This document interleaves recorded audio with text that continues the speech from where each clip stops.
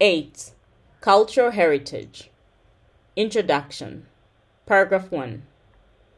Environmental and Social Standard 8 recognizes that cultural heritage provides continuity in tangible and intangible forms between the past, present, and future. People identify with cultural heritage as a reflection and expression of their constantly evolving values, beliefs, knowledge, and traditions. Cultural heritage, in its many manifestations, is important as a source of valuable scientific and historical information, as an economic and social asset for development, and as an integral part of people's cultural identity and practice. Environmental and Social Standard 8 sets out measures designed to protect cultural heritage throughout the project life cycle. Paragraph 2. This environmental and social standard sets out general provisions on risks and impacts to cultural heritage from project activities. Environmental and Social Standard 7 sets out additional requirements for cultural heritage in the context of indigenous peoples. Environmental and Social Standard 6 recognizes the social and cultural values of biodiversity. Provisions on stakeholder engagement and information disclosure are set out in Environmental and Social Standard 10. Objectives: to protect cultural heritage from the adverse impacts of project activities and support its preservation. To address cultural heritage as an integral aspect of sustainable development. To promote meaningful consultation with stakeholders regarding cultural heritage. To promote the equitable sharing of benefits from the use of cultural heritage. Scope of application. Paragraph 3. The applicability of this environmental and social standard is established during the environmental and social assessment described in Environmental and Social Standard 1. Paragraph 4. The term cultural heritage encompasses tangible and intangible heritage, which may be recognized and valued at a local, regional, national, or global level as follows.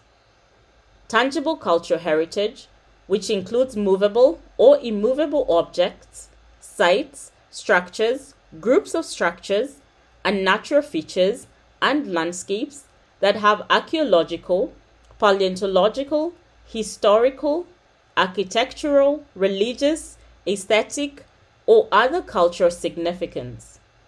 Tangible cultural heritage may be located in urban or rural settings and may be above or below land or under the water. Intangible cultural heritage, which includes practices, representations, expressions, knowledge, skills, as well as the instruments, objects, artifacts, and cultural spaces associated therewith that communities and groups recognize as part of their cultural heritage, as transmitted from generation to generation and constantly recreated by them in response to their environment, their interaction with nature, and their history. Paragraph 5. The requirements of this environmental and social standard will apply to all projects that are likely to have risks or impact on cultural heritage. This will include a project which A. involves excavations, demolition, movement of earth, flooding, or other changes in the physical environment. B. is located within a legally protected area or a legally defined buffer zone. C. is located in or in the vicinity of a recognized cultural heritage site. Or D. is specifically designed to support the conservation, management, and use of cultural heritage. Paragraph 6. The requirements of Environmental and Social Standard 8 apply to cultural heritage regardless of whether or not it has been legally protected or previously identified or disturbed. Paragraph 7. The requirements of Environmental and Social Standard 8 apply to intangible cultural heritage only if a physical component of a project will have a material impact on such cultural heritage, or if a project intends to use such cultural heritage for commercial purposes. Requirements. A. General. Paragraph 8. The environmental and social assessment, as set out in Environmental and Social Standard 1, will consider direct, indirect, and cumulative project-specific risks and impacts on cultural heritage.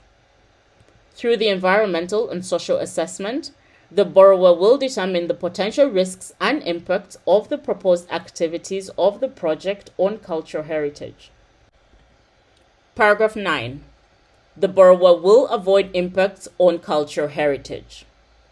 When avoidance of impacts is not possible, the borrower will identify and implement measures to address impacts on cultural heritage in accordance with the mitigation hierarchy.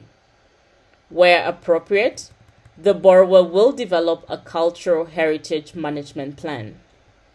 Paragraph 10. The borrower will implement globally recognized practices for field-based study, documentation, and protection of cultural heritage in connection with the project, including by contractors and other third parties. Paragraph 11.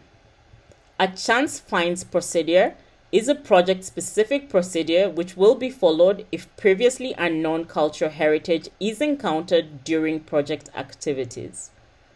It will be included in all contracts relating to construction of the project, including excavations, demolition, movement of earth, flooding, or other changes in the physical environment. The chance finds procedure will set out how chance finds associated with the project will be managed. The procedure will include a requirement to notify relevant authorities of found objects or sites by cultural heritage experts, to fence off the area of finds or sites to avoid further disturbance, to conduct an assessment of found objects or sites by cultural heritage experts, to identify and implement actions consistent with the requirements of this environmental and social standard and national law, and to train project personnel and project workers on chance find procedures. Paragraph 12. Where necessary, due to the potential risks and impacts of a project, the environmental and social assessment will involve the participation of cultural heritage experts.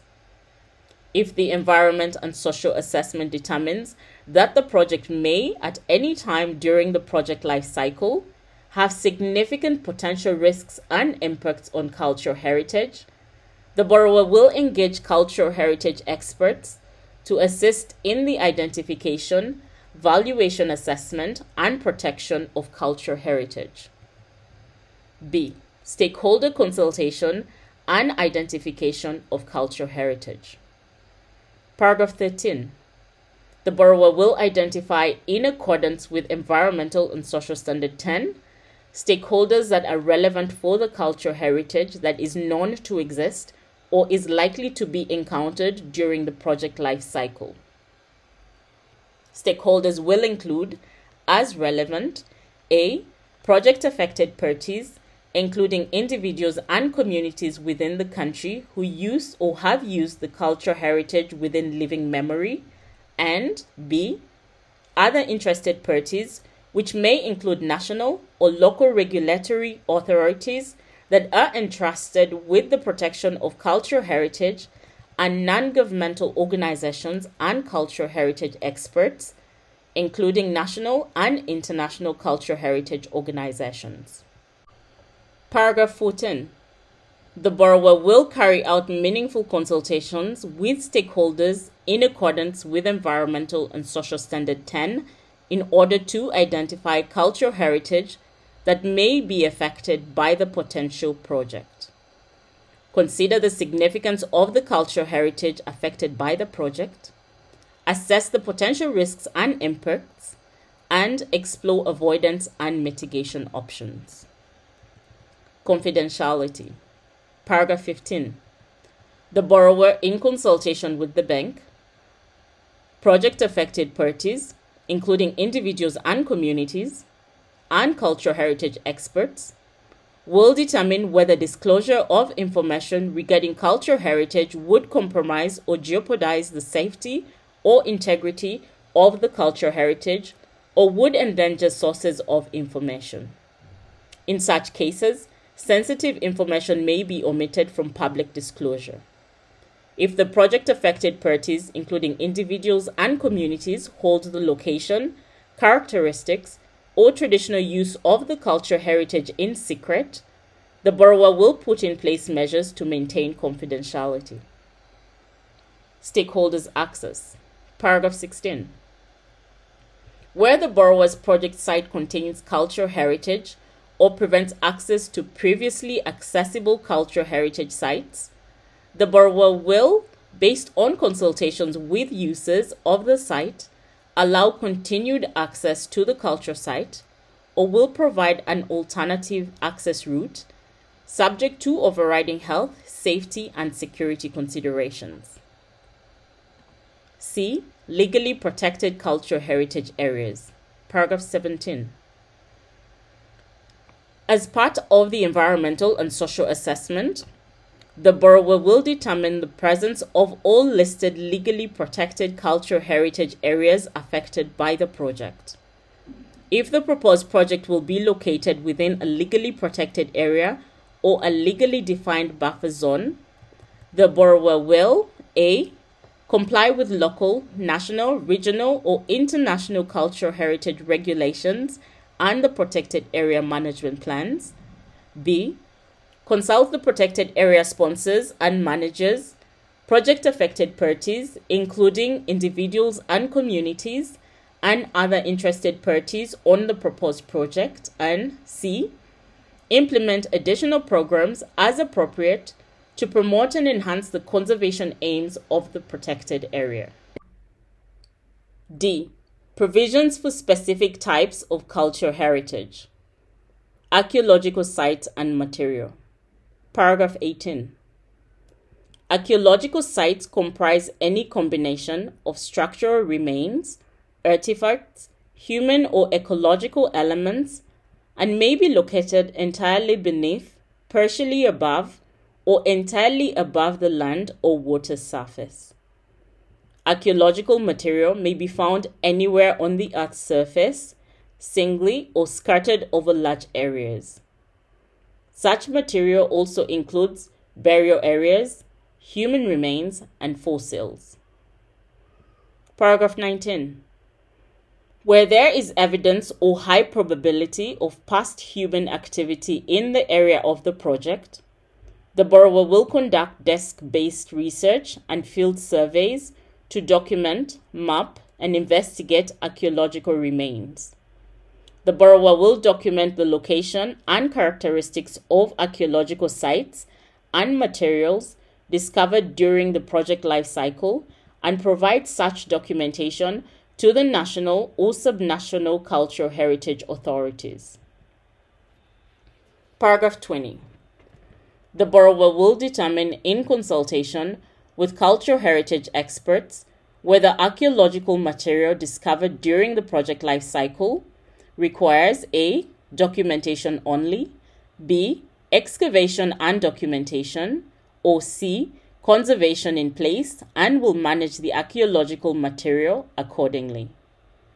The borrower will determine ownership and custodial responsibility for archaeological material in accordance with national and subnational law, and until such time as custody has been transferred, will arrange for identification, conservation, labeling, secure storage, and accessibility to enable future study and analysis. Built heritage. Paragraph 21. Built heritage refers to single or groups of architectural works in their urban or rural setting as evidence of a particular civilization, a significant development, or a historic event. Built heritage includes groups of buildings, structures, and open spaces constituting past or contemporary human settlements that are recognized as cohesive and valuable from an architectural, aesthetic, spiritual, or socio-cultural perspective. Paragraph 22. The borrower will identify appropriate mitigation measures to address the impacts on built heritage, which may include A. Documentation, B. Conservation or rehabilitation in situ, and C. Relocation and conservation or rehabilitation. During any rehabilitation or restoration of cultural heritage structures, the borrower will maintain the authenticity of form, construction materials, and techniques of the structures.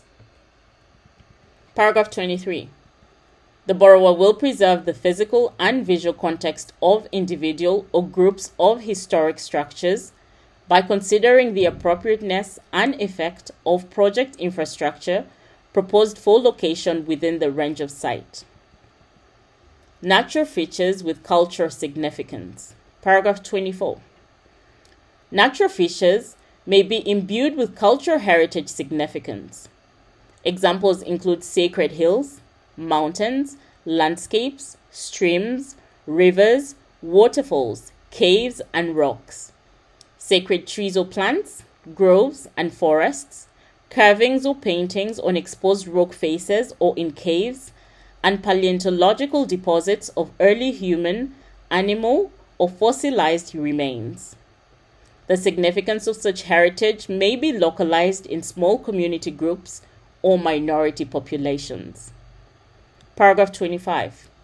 The borrower will identify through research and consultation with project-affected parties, including individuals and communities, natural features with cultural heritage significance affected by the project, the people that value such features, and the individuals or groups with authority to represent and negotiate regarding the location, protection, and use of the heritage places. Paragraph 26. Most natural features with cultural heritage significance are best protected by preservation in situ. If it is not possible to preserve the natural features in their existing location, the transfer of the cultural heritage to another location will be conducted in consultation with project-affected parties in accordance with good international industry practice. The agreement that is reached regarding the transfer will respect and enable continuation of the traditional practices associated with the cultural heritage that has been transferred. Movable cultural heritage. Paragraph 27. Movable cultural heritage includes such objects as historic or rare books and manuscripts, paintings, drawings, sculptures, statuettes, and carvings, modern or historic religious items, historic costumes, jewelry and textiles, fragments of monuments or historic buildings, archaeological material, and natural history collections such as shells, flora, or minerals. Discoveries and access resulting from a project may increase the vulnerability of cultural objects to theft, trafficking, or abuse. The borrower will take measures to guard against theft and illegal trafficking of movable cultural heritage items affected by the project and will notify relevant authorities of any such activity. Paragraph 28. The borrower, in consultation with relevant cultural heritage authorities, will identify movable cultural heritage objects that may be endangered by the project and make provisions for their protection throughout the project life cycle. The borrower will inform religious or secular authorities or other custodians with responsibility for overseeing and protecting the movable cultural heritage objects of the schedule for project activities and alert them regarding the potential vulnerability of such items. E. Commercial use of cultural heritage. Paragraph 29. Where a project intends to use cultural heritage of project-affected parties, including individuals and communities, for commercial purposes, the borrower will inform the project-affected parties of A. Their rights under national law, B. The scope and nature of the commercial development and the potential impacts, and C. the potential consequences of such development and impacts. Paragraph 30. The borrower will not proceed with such commercial use unless it A. carries out meaningful consultation with stakeholders as described in Environmental and Social Standard 10. B. provides for fair and equitable sharing of benefits from commercial use of such cultural heritage, consistent with customs and traditions of the project-affected parties, and C. identifies mitigation measures according to the mitigation hierarchy.